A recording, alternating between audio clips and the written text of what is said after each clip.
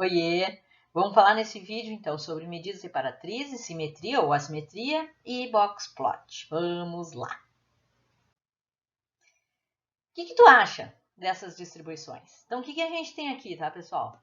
Eu tenho uma representação, né? Onde aqui eu tenho uma distribuição que a gente diz que é simétrica, né? Então, eu tenho um centro aqui e eu posso ver que até esse centro, né? A distribuição é muito igual ou parecida, né? Onde essa linha aqui, então, representa a frequência, né? Tá? Então, aqui eu tenho muito pouca frequência, ela vai aumentando. Eu tenho, né, bastante observações em torno aqui do centro, pensando aqui que o eixo X, né? Eu tenho os valores, eu estou pensando numa variável quantitativa, né? E à medida que eu vou me afastando do centro, essa frequência, ela vai diminuindo, tá? Então, aqui eu tenho a representação de uma distribuição que a gente diz simétrica, e dos lados eu tenho distribuições assimétricas, ou seja, eu tenho uma concentração de frequência, né? De muitas observações aqui, no caso, é no início da série, ou né, em valores mais baixos, e aqui eu tenho em valores mais altos, tá? Fica a dica aí, tem o link para um vídeo, tá? Em que eu falo mais detalhadamente um pouco aí sobre essa parte de simetria ou assimetria. Então, a simetria, né, é essa propriedade que indica a tendência de maior concentração ou não em torno do ponto central ou do centro da distribuição. Eu trago aqui um exemplo para vocês, isso aqui vem de um artigo, então, né, Programa Bolsa Família e sua contribuição para a redução da pobreza no Brasil, né?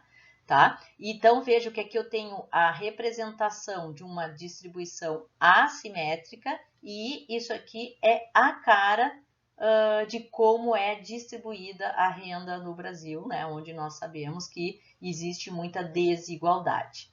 Tá? Aqui eu tenho dois gráficos diferentes porque o artigo, claro, tem aí vocês terão aí o link para esse artigo, quem quiser saber mais detalhes, né, da parte técnica, é que aqui o artigo ele mostra dois possíveis modelos, vamos dizer assim, para fazer uma estimativa da extrema pobreza, tá?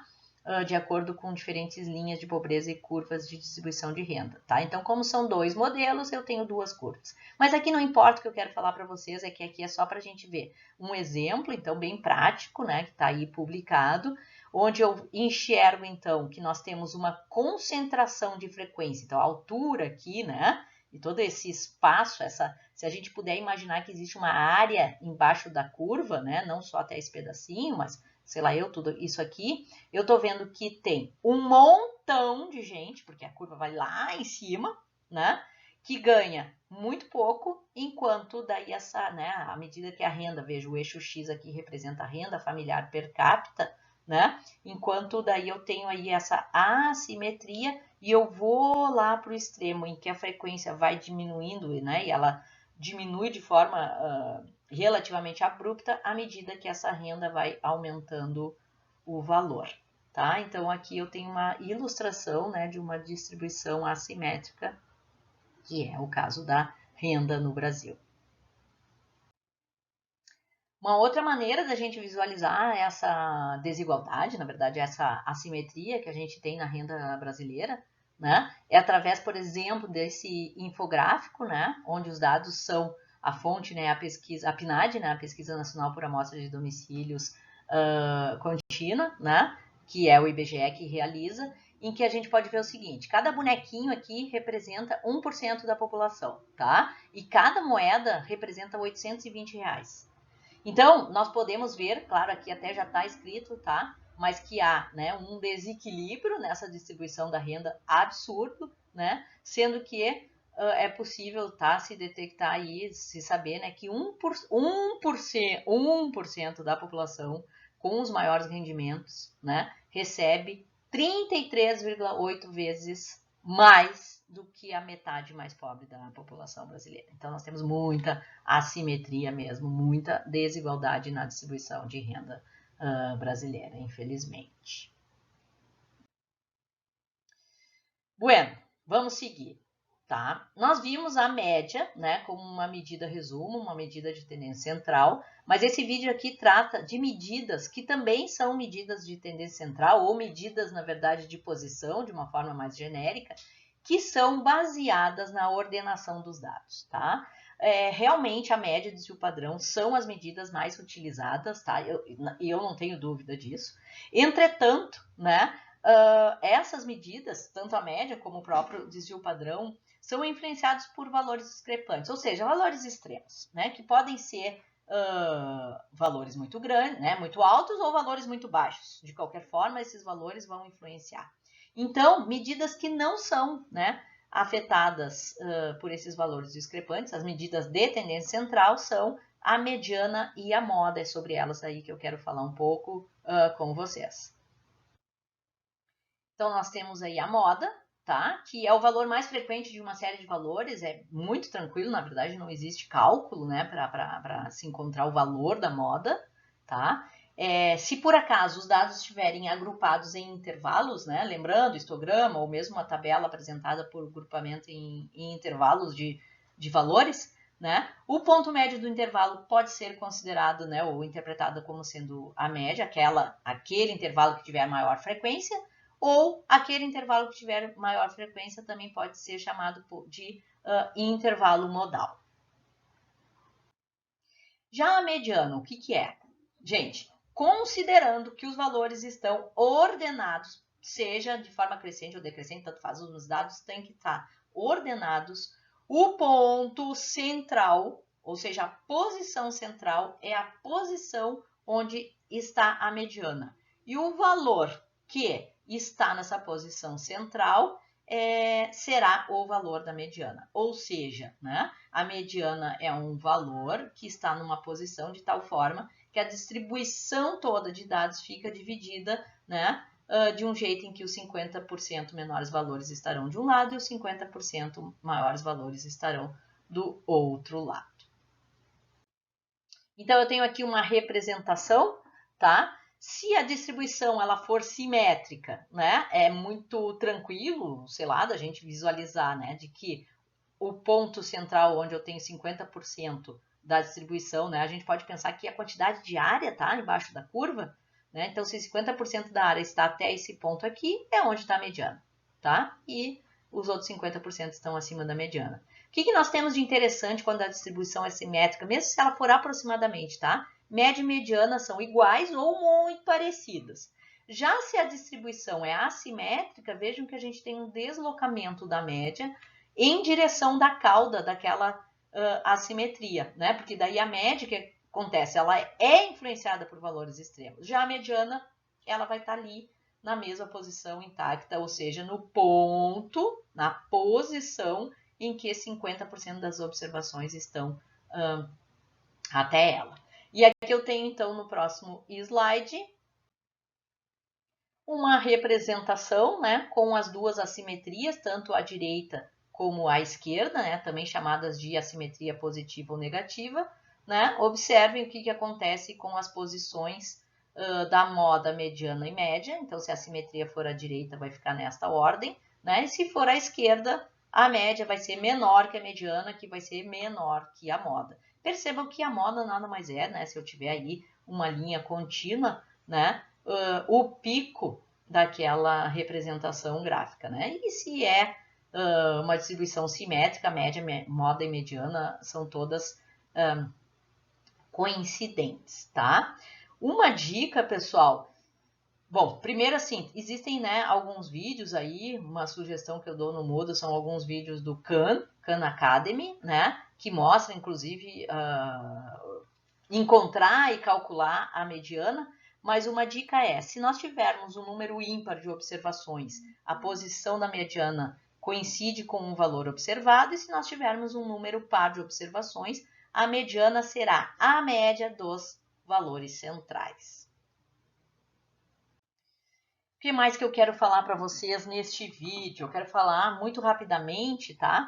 Mas não com menos importância, né? Sobre as outras medidas separatrizes. Então, nós temos também, tá, gente, e que é bastante usado, uma medida que se chama quartil, ou nós temos os quartis. O que são os quartis, pessoal?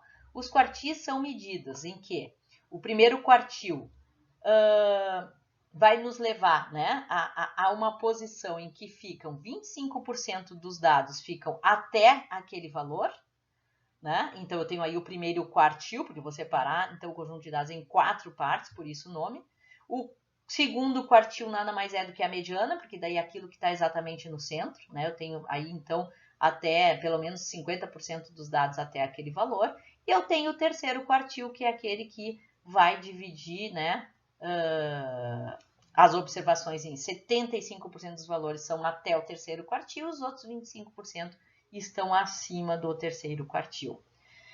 Se alguém gosta aí, né, quer ver pelo menos, né, uma vez, tá? Uma fórmula, nós temos aí que para encontrar a posição de qualquer um desses quartis, né? Então, por exemplo, aqui a posição do Q1, onde 1 então representa aí o primeiro quartil. Eu substituo aqui o I por 1, né? N número de observações, e aí eu tenho, né, as incógnitas substituídas, dividir isso por 4, e aí a gente encontra a posição do quartil. Veja que o que é necessário de informação sobre os dados é realmente o número de informações.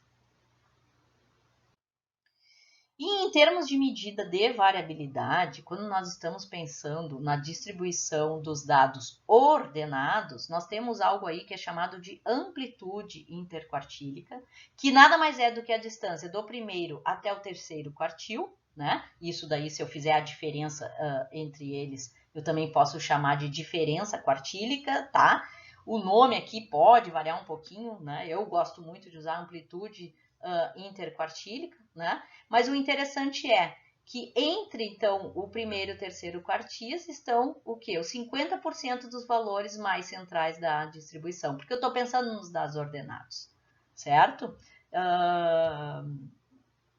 Bom, e aqui tem um comentário, né, para que a gente usa? Quando a gente está, principalmente, gente, numa situação em que a gente tem distribuição assimétrica, melhor pode ser, tá? E eu vou dizer, deve ser, melhor do que usar a média e desvio padrão para descrever esse conjunto de dados. Então, se ele for um conjunto de dados assimétrico, deve ser mais interessante a gente apresentar, por exemplo, mediana e amplitude interquartílica, ou diferença quartílica que seja, para descrever os dados. Por quê? Porque daí tanto a mediana como os quartis não são influenciados pelos valores extremos. Então, é uma medida de tendência central, a mediana, e uma medida de dispersão, amplitude interquartílica, que não são influenciadas pelos extremos, então vai ser show de bola. Isso também pode ser usado por uma distribuição simétrica, tá? É que daí, como a distribuição simétrica, mediana e média, por exemplo, são coincidentes, utilizar a média e desvio padrão fica ok. Enfim, tá? É um comentário aí. Então, eu tenho aqui, tá? Só para a gente, né, fechar aí essa visualização, né? Eu tenho aqui a distribuição simétrica, duas distribuições que são simétricas, certo? Tanto essa aqui da esquerda como essa da direita aí na parte superior. E eu tenho uma representação de uma distribuição assimétrica. Perceba o seguinte, essa distribuição aqui à esquerda, ela é simétrica, né? Tem uma mediana ali que deve coincidir com a moda, coincide porque é o pico, né? E coincide com a média, tá? E ela é mais magrinha, né? Ela é alta e magrinha em comparação a essa aqui que é mais achatada, ela é mais dispersa. Então, o que eu tenho de diferença? As duas são representações de distribuições simétricas. Entretanto, esta aqui tem menos dispersão do que essa, né? Os dados dessa aqui que está à direita são mais espalhados no eixo X, né? Então, eu tenho aí uma dispersão maior.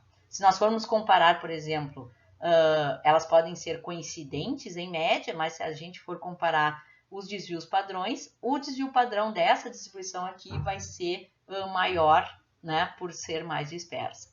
E já aqui eu tenho uma representação de uma distribuição assimétrica, então vejam, as fatias, elas não são todas do mesmo tamanho, embora aqui essa visualização nos traga a mesma ideia de que eu tenho, né, isso para qualquer uma das 3 observações que estão aqui, né, que eu tenho 4 partes de 25% em cada uma das partes das observações, ou seja, a posição do primeiro quartil aqui é a mesma posição desse outro primeiro quartil, ou seja, 25% dos dados estão até aquele valor. É claro que daí, dependendo do que a gente está investigando, a gente tem que descobrir qual é o valor, tá? Que depende, na verdade, do que?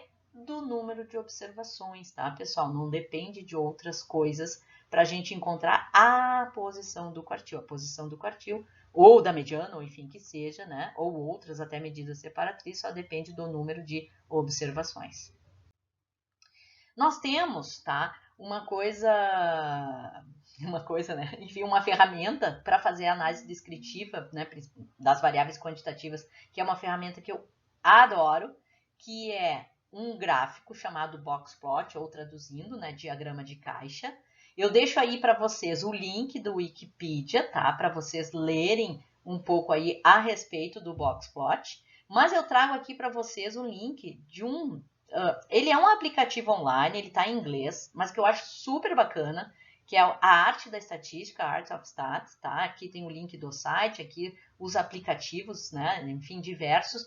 E eu gravei também um vídeo em que eu mostro a utilização desse aplicativo para olhar, na verdade, fazer análise descritiva, tá? Não é só dessa parte de medidas separatrizes e boxplot, mas inclui também aí a construção do boxplot aí com os dados do livro do Barbeta, tá? Então fica a sugestão para vocês olharem esse vídeo, né?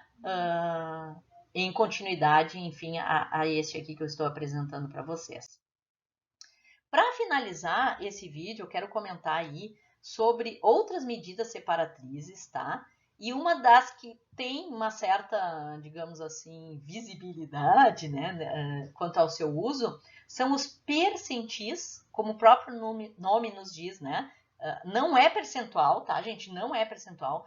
Percentil, então, é uma medida separatriz, no qual a gente pega os dados, sempre lembrando, os dados ordenados, separa em grupos de 1% de observações, né? Então, até 1%, até 2%, até, né? Na verdade, as medidas, aqui vai até 99%, aqui está a fórmula de como a gente encontra a posição desses percentis, né? E aí a gente, a partir dessas posições, vai lá, olha qual é o dado observado, se tem que fazer média de valores observados para encontrar o valor correspondente. Isso aqui pode ser bastante útil, né? Curvas de crescimento, então, por exemplo, quando a gente acompanha o crescimento de uma criança, nós utilizamos, né? Dependendo, enfim, da consulta pediátrica que é feita, pode ser que o pediatra tenha alguma tabela, né? Seja em papel ou seja algum software, né? Dependendo do recurso que aquela pediatra tem para usar, em que a gente pode, então, acompanhar, por exemplo, se alguém, né, já esteve ou acompanhou uma gestante, o crescimento, né, do bebê numa gestação também é acompanhado por percentis, onde, tá, em termos de saúde, é esperado que uma criança, o crescimento de uma criança, né, o crescimento do bebê na barriga da mulher, esteja pelo menos no percentil 50, a partir do percentil 50, então 51, 52, 53, quem está levando tudo, né, está indo numa boa, deve estar aí, que é mais ou menos ali no meio, né? Então, quem está acima, é claro que, por exemplo, nós também podemos pensar, tá? Como eu tenho aí os percentis, por exemplo, ao acompanhar o crescimento de uma criança, ou mesmo da idade gestante, né? A gente pode olhar também o peso, enfim, da gestante, mas, né? Na verdade, o peso que ela tem ganhado, mas, por exemplo, numa criança que esteja num percentil muito elevado, então é uma medida que a gente pode olhar assim, o peso ou altura para a idade e o peso e a altura para o peso, né? Na verdade, o peso para a altura, tá? Tem uma relação de peso e altura e tem de peso e altura para a idade. Então, também crianças que estão, por exemplo, num percentil muito alto, a criança lá está no percentil 98, de repente ela está lá com sobrepeso ou já alguma obesidade, isso é um alerta, né? O que se espera é que uma criança saudável, que está indo de acordo com o esperado para a idade, esteja, né, pelo menos no percentil 50 e até um determinado valor. E percentis muito baixos indicam também, por exemplo, desnutrição, né, ou uma nutrição que não está sendo adequada, né, por algum motivo. Enfim, tá? Só para comentar uma utilidade, digamos assim, uma prática que a gente tem que é muito de cotidiano mesmo, tá? exemplos, né? E daí, claro, eu tento provocar aí também, procurem, né? Se tiverem interesse aí, alguma outra aplicação aí dessas medidas separatrizes, tá? Como sempre, né, para finalizar aí, fica a dica de assistirem os outros vídeos, né? Olhem os conjuntos de slides e o capítulo 6 do livro do Barbeta inclui esse conteúdo. Tchau, gente, até uma próxima aí.